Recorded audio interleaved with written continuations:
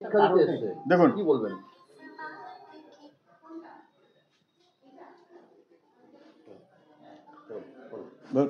এসএসসির পরীক্ষা হয়েছে আজকে,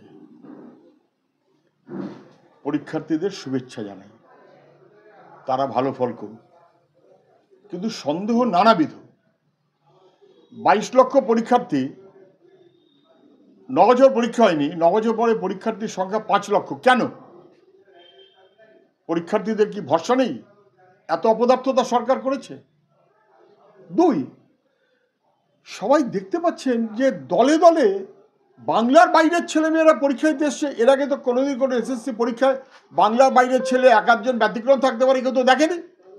কেন হলো? কি করে হলো? এটা ঠিক যে পশ্চিমবাংলায় চাকরি নেই বলে, কাজ নেই বলে পশ্চিমবাংলার লোক দলে দলে বিহার বা অন্য জায়গাতে গিয়ে পরীক্ষা দিয়েছে, সেটা সবাই জানেন। কেন? কারণ পশ্চিমবাংলায় কাজ নেই। আর এবারে কি দাঁড়ালো? সেই পশ্চিমবাংলাতে দলে দলে আসছে। কেন আসছে? তাহলে কি এসএসসি পরীক্ষা মানে একটা ভয়াবহ ব্যাপার। এত প্রচার হয়েছে এবং সবাই জেনে গেছে যখন টাকার খেলা হয়, তাহলে বান্ডিল বান্ডিল টাকার বিনিময়ে বাইরের রাজ্য থেকে ছেলে নিয়ে আসা হয়েছে কি? এই কোয়েশ্চেন তো আসবেই। দিস ইজ নট ন্যাচারাল, এটা স্বাভাবিক নয়, অস্বাভাবিক। টাকার কারণে অথবা অন্য কোনো কারণে বাইরের রাজ্য থেকে দলে দলে এসেছে, যা অতীতে কখনো আসেনি। একটু নিচু করবেন আপনি, ও আবার 3 বার বলবে কেন? ওটা আমার লাগে। হ্যাঁ বল।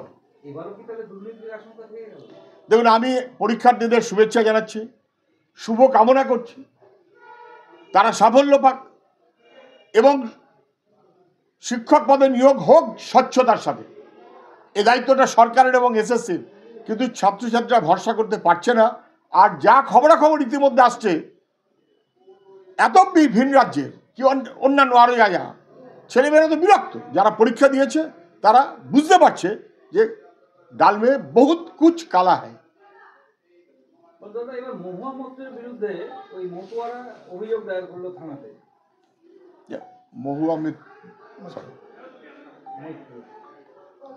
মহুয়া মৈত্রের বিরুদ্ধে মতুয়া সমাজের অনেকে তারা থানায় কমপ্লেইন করেছেন, অভিযোগ দায়ের করেছেন, বেশ করেছে। মহুয়া মৈত্র এমপি হতে পারে, কিন্তু খুশি মতো যেমন তেমন কথা বলবে নাকি? গরিব মানুষ বলে, মতুয়া সমাজ বলে তাদের ধরে অসম্মানজনক কথা বলবে? এর তো বিহিত হওয়া দরকার। ইতিমধ্যেই আমি যতটুকু জানি, সামাজিক ন্যায় মঞ্চ সহ নানান সংগঠন তারা রাস্তায় নেমেছে এবং তারপরে এখন থানায় এফআইআর, অভিযোগ যে ফর্মেই হোক না কেন, এটা জরুরি এবং পুলিশকে যথাযথ ব্যবস্থা নিতে হবে। হরিদেবপুরে জন্মদিনের পার্টিতে গণধর্ষণের অভিযোগ, কি বলবেন? জন্মদিনের পার্টিতে হরিদেবপুরে গণধর্ষণ, তার অভিযোগ। তো বাংলা তার মেয়েকে চায়, বাংলা তার মেয়েকে নিয়ে আসার পর বাংলার মেয়েদের নিরাপত্তা কি আরো বিঘ্নিত হয়ে গেল? একটাই স্লোগান, বাংলা তার মেয়ের নিরাপত্তা চায়। বাংলার যে মেয়ে বসে আছে সে নিরাপত্তা দিতে ব্যর্থ, তাকে হটাও। বাংলা তার মেয়ের নিরাপত্তা চায়। পাড়ায় পাড়ায় যেখানে যেখানে যেমন তেমন ধর্ষণ আর গণধর্ষণ, একথা শেষ হওয়া উচিত। শিলিগুড়িতে এবার এই অভিযোগ উঠলো যে বাংলায় কথা বলার জন্য বাংলাদেশি তকমা দিয়ে একজনকে তাড়িয়ে দেওয়া হলো। দেখুন, শিলিগুড়িতে বাংলা ভাষায় কথা বলেছে, অতএব বাংলাদেশি এই তকমা দিয়ে তাড়িয়ে দিয়েছে। ভাঙড়ে, কলকাতার উপকণ্ঠে একই জিনিস। নানান জায়গায় পশ্চিমবাংলায় দেখা যাচ্ছে বাংলা ভাষায় কথা বললে ভিন রাজ্যে যেমন অস্বস্তিতে পড়তে হচ্ছে গরিব মানুষকে। ওটা বাংলা ভাষা এবং গরিব মানুষ, বাংলা ভাষা এবং প্রান্তিক মানুষ, পরিযায়ী শ্রমিক, তাদের উপর আক্রমণ। এক্ষেত্রেও দেখবেন আক্রমণটা গরিব মানুষ। গরিব মানুষ বাংলা ভাষায় কথা বলছে, বাংলাতে তাকে বিড়ম্বনায় পড়তে হচ্ছে। এটা কখনো মেনে নেওয়া যায় না। মুখ্যমন্ত্রীকে আমি বলবো, আপনার পরিচালনায় সরকার এবং শাসন কি সর্বনাশ করে দিল? এমনকি বাংলাভাষী মানুষ তার নিরাপত্তা বাইরে নেই। এ রাজ্যে গরিব মানুষ তার নিরাপত্তা থাকবে না? এ হয় কখনো? মর্গাহাটে আবাস যোজনায় কাটমানির অভিযোগ। কোথায়? মর্গাহাটে আবাস যোজনায় কাটমানির অভিযোগ মকরাহাট। এখানে কাটমানির অভিযোগ মগরাহাটে। আমার পাড়া বাবা। সেখানে অসম্পূর্ণ ঘর, বিধবা দিন কাটাচ্ছেন খোলা আকাশে নিচে। এসব জিনিস পাড়ার লোকদের জিজ্ঞেস করতে, সব আমায় জিজ্ঞেস করলে হয়? কি অভিযোগ? কাটমানি। কাটমানি, আবাস যোজনায় কাটমানি। দেখুন, মগরাহাটে আবাস যোজনায় কাটমানি, বৃদ্ধ বৃদ্ধারা রাস্তায় কাটাচ্ছে, তারা ঘরের সংস্থান পেল না। এটা কি শুধু মগরাহাট? গোটা পশ্চিমবাংলায় টাকা ছাড়া পশ্চিমবাংলায় 1 ইঞ্চি সরকার এবং সরকারের বাইরে এগোয়নি, 1 ইঞ্চি এগোয়নি। দুর্নীতি এবং দুর্নীতির রমরমা সবাই জানেন। পঞ্চায়েত মানে লুট দুর্নীতি, 100 দিনের কাজ মানে লুট দুর্নীতি, ঘরের টাকা মানে লুট দুর্নীতি, ও মগরাহাট হোক আর যেখানেই হোক, এর ওপরেই দাঁড়িয়ে আছে পশ্চিমবাংলায় তৃণমূলের রাজত্ব। রাজ্যের শিক্ষা ব্যবস্থা নিয়ে বহুবিধ অভিযোগ, তার মধ্যে আপনারা এই বইহাটের আয়োজন করেছেন, প্রাসঙ্গিকতা কি? আজকে জলপাইগুড়ি শহরে এখানে চেতনা বলে বইয়ের স্টল, আমাদের ছেলেরা সবাই উদ্যোগ নেয়, সাধারণ মানুষ যুক্ত থাকেন, তারা বইয়ের হাট করেছেন 2 দিনের জন্য, আজ এবং কাল। কোচবিহারে সকালে একই রকমভাবে বইয়ের হাট করেছে। NBA এই রকমের বইয়ের হাটকে শুভেচ্ছা জানায়, সাহায্য করে, সঙ্গে থাকে এবং মানুষের খুব ভালো রেসপন্স। জলপাইগুড়িতে আপনারা নিজেরা দেখছেন, কোচবিহারেও তাই।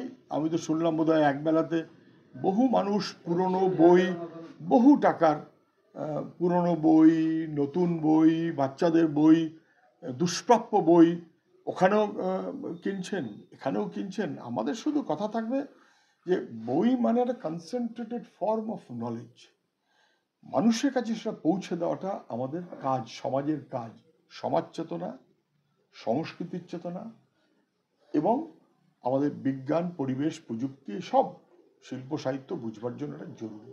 ফলে উদ্যোক্তাদের আমি স্বাগত জানাই এবং মানুষের কাছে আবেদন করি যে কোনো রকম প্রয়োজন হলে বই চেতনার স্টলে অথবা জ্যোতি বসুর নামাঙ্কিত কুচবিহারের স্টলে আপনারা যোগাযোগ করবেন। NBA মানুষের পাশে আছে। দাদা, সন্দেশখালীর আজ এবার বর্ধমানে দিনের পর দিন মহিলাকে ডেকে নির্যাতনের অভিযোগ, তৃণমূলের কার্যালয় লাগোয়া এই ঘটনা। মানে ঠিক কার্যালয়ের পাশেই এই ঘটনা, দিনের পর দিন কিসে? একটা মহিলাকে, ওই তো পার্টি বর্তমানে যে অফিসে। শাসক পার্টি দলের অফিসে অফিস, হতো। তার ঠিক পাশেই একটা মহিলাকে দিনের পর দিন ধরে পার্টি অফিসে হতো আর পাশে। লাগাতার অত্যাচার। দেখুন, এই তো পিঠে পুলির সংবাদ তো সবাই পেয়েছেন। সন্দেশখালীতে মাঝরাতে পিঠে পুলি মহিলাদের ডেকে আনা হতো, তাতেও তো মুখ্যমন্ত্রী অথবা সরকার অথবা তৃণমূল খুব কিছু তাদের নাড়াচাড়া হয়েছে বলে মনে হচ্ছে না। এ তো পশ্চিমবাংলার নানা জায়গায়, বর্ধমানে তৃণমূলের পার্টি অফিস, তার লাগোয়া না তার মধ্যে এসব নিয়ে দ্বন্দ্ব থাকতে পারে।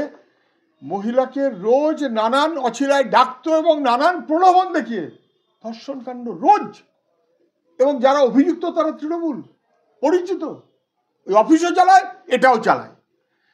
তৃণমূলের অফিসগুলো কি কলুষিত হবার মতন ব্যবস্থা করার কেন্দ্র? কি হচ্ছে? কোথায় যাচ্ছে বাংলার সংস্কৃতি, মহিলাদের ইজ্জত কোথায় যাচ্ছে?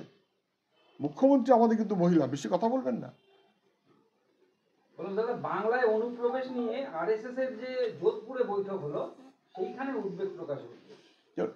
RSS এর একটা কি বৈঠক হয়েছে যোধপুরে, তো সেখানে তারা নানানবিধ উদ্বেগ প্রকাশ করেছে। বাংলায় অনুপ্রবেশ নিয়ে নাকি তাদের উদ্বেগ প্রকাশ করেছে, কিন্তু ওদের উদ্বেগ প্রকাশ করা উচিত ছিল যে বাংলায় যদি অনুপ্রবেশ হয়ে থাকে তাহলে অমিত শাহ হট যাও, স্বরাষ্ট্রমন্ত্রী সে ফেল। অনুপ্রবেশ হচ্ছে তো স্বরাষ্ট্রমন্ত্রী কেন্দ্রে কি করছে? বর্ডার তো কেন্দ্রের সাবজেক্ট, ফলে সেটা ওরা বলতে পারবে না। আমাদের কথাটা নির্দিষ্ট, আমাদের কথাটা হচ্ছে ভারতীয় বংশোদ্ভূত বাংলার মানুষ, ওপারে পিস্তত ভাই, এপারে মামাতো ভাই, টান নিশ্চয়ই আছে এবং সেটা থাকবে, এটা কেউ কোনোদিন বন্ধ করতে পারে না। তোমরা কিভাবে ভাগ করেছো এবং তারপর কিভাবে বর্ডার রক্ষা করবে তোমাদের ব্যাপার। যদি কেউ অনুপ্রবেশ করে বেআইনিভাবে তাহলে তাকে নির্দিষ্টভাবে চিহ্নিত করো, কিন্তু অনুপ্রবেশ বলে মমতা ব্যানার্জির মতন চেঁচামেচি করে বাংলার মানুষকে বিপদে ফেলতে আমরা দেব না। দাদা, শালীনতার মাত্রা ছাড়িয়েছেন মালদহের তৃণমূল জেলা সভাপতি, বিরোধীদের কণ্ঠরোধে গলায় অ্যাসিড ঢালার নিদান। ছাগলকে নিয়ে রোজ কথা বলে আব্দুল রহিম বক্সি। দেখুন, এই তৃণমূলের মালদার সভাপতি, তার কথা কেউ উত্তর দেয়? বিরোধীরা চেঁচামেচি করছে হয়তো তাদের গলায় অ্যাসিড ঢেলে দাও, তারপরে ওর ঠ্যাং ভেঙে দাও, এগুলো কি ওর প্রচারের কাঁধ আওতায় ফাটিয়ে পড়ে? দাও। তৃণমূলের বহু নেতা আছে যারা মানুষের কাছে ব্রাত্য, এবং কোনোভাবে যদি নেতাগিরি করতে হয় কালীঘাটে পৌঁছে দিতে হবে আমি একদম দারুণ করা, তাহলে যে যত করা সে তত বড় নেতা, যার যত বেআইনি সম্পদ সে তত বড় মাপের নেতা, যার কাছে এরকম বেআইনি টাকার রমরমা সেই তখন তৃণমূলকে চালায়। এগুলো কি প্রচার ওই যে আপনি যাকে কথা বলছেন ওর ছেলে না মেয়ের বিয়েতে বোধহয় কয়েক হাজার লোক নিমন্ত্রিত হয়েছিল, কার পয়সা? কার পয়সা?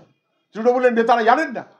সমস্ত দুর্নীতির কেন্দ্র, অতএব তার জন্য গলাবাজি করার কেন্দ্র এখন তৃণমূল। বলছি দাদা, আর নেই মনে হচ্ছে। কলকাতায় ফুলবাগানের পর এবার পাটুলির পেট্রোল পাম্পে দুষ্কৃতীদের তাণ্ডব, ম্যানেজারকে মারধর, অশ্রাব্য ভাষায় গালাগালি। পাটুলি একেবারে কলকাতা শহরের উপকণ্ঠে, বৈষ্ণবঘাটা পাটুলি আপকামিং জায়গা। পেট্রোল পাম্পে গিয়ে দুষ্কৃতী আক্রমণ, হামলা, বেধড়ক মার, এটা কি হচ্ছে নাকি? আমার পাওয়ার আছে, আমি পাওয়ার দেখাচ্ছি, আর গরিব লোকের উপরে পাওয়ার দেখাবো? পেট্রোল পাম্পের কর্মচারী ব্যাস পিটিয়ে দিলাম। ফুলবাগানেও তাই, ওখানেও তাই, গোটা রাজ্য জুড়ে অনাসৃষ্টির রাজত্ব চলছে। এটা এখন সুকান্তর সেই রেপ্লিকা, যে বড়লোক গাড়ি চলবে আর হয়ে গেল, ছেড়ে দাও। আর কিছু দিল্লিতে ছেড়ে দাও, খুন ছেড়ে দাও। মুর্শিদাবাদের যুবক, হ্যাঁ, দিল্লিতে খুন মুর্শিদাবাদের যুবক হাবিবুর রহমানের, শরীরে একাধিক আঘাতের চিহ্ন। জেনে জেনে শুনুন একটু